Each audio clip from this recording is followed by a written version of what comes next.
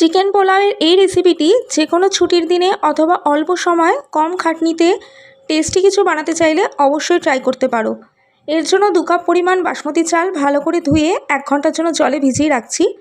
500 gram chicken নিয়ে তাতে 2 চামচ আদা রসুন বাটা, 3 চামচ টক দই, হাফ চামচ করে হলুদ গুঁড়ো, জিরের গুঁড়ো, ধনের গুঁড়ো, কাশ্মীরি রেড চিলি পাউডার, স্বাদ অনুযায়ী নুন আর হাফ চামচ গরম মশলা গুঁড়ো দিয়ে ম্যারিনেট করে রাখছি 1 ঘন্টার জন্য। 1 ঘন্টা পর কড়াইতে সাদা তেল গরম করে 2 চামচের মতন সাদা তেল দিয়েছি। এলাচ, দারচিনি, গোটা গোলমরিচ ফোড়নে দিলাম। একটা বড় পেঁয়াজকে ঝিরঝির করে কেটে ভালো করে ভেজে নিতে হবে।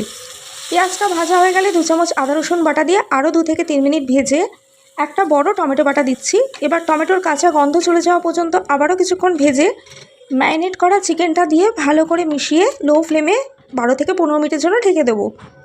12 থেকে 15 মিনিট পর চিকেনটা অনেকটাই কষে গেছে। এই সময় যেহেতু আমি 2 কাপ চাল নিয়েছি তার জন্য 3.5 কাপের মতন জল দিয়ে দিলাম। চালটাকে একটা ছাঁকনির মধ্যে জল ঝরানোর জন্য রেখে দিয়েছিলাম, সেটাও দিলাম। ভালো করে মিশিয়ে দিচ্ছি।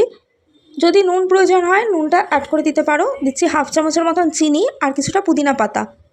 ভালো করে মিশিয়ে এবার 2টো চেরা কাঁচা লঙ্কা দিয়ে ঢেকে দেবো আবারও 12 থেকে 15 মিনিটের জন্য। মাঝখানে অবশ্যই একবার চেক করে দেখবে। 12 থেকে 15 মিনিট পর হাফ টেবিল স্পুন ঘি দিয়ে দিচ্ছি। দিয়ে গ্যাস বন্ধ করে আরও 10 মিনিটের জন্য রেখে সার্ভ করে দাও। দুর্দান্ত স্বাদের এই চিকেন পোলাও কেমন লাগলো অবশ্যই জানিও।